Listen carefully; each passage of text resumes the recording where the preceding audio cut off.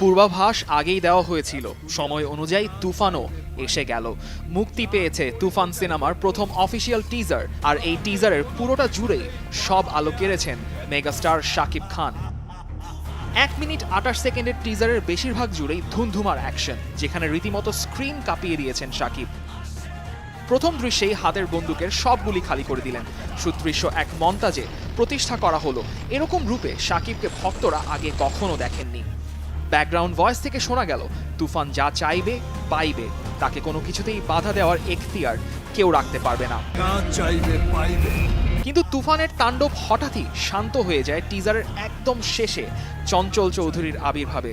আঙ্গুল দিয়ে হাতে ধরে থাকা বন্দুকের শান দিয়ে তিনি যেন তুফানের এই তাণ্ডব থামানোর একটা ছোট্ট হুঁশিয়ারি দিয়ে রাখেন। তুফান, খুব ভয় পাইছি রে।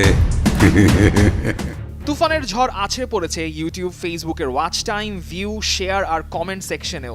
একজন তো শাকিবের এমন অবতার দেখে লিখেই ফেলেছেন, মাথা নষ্ট।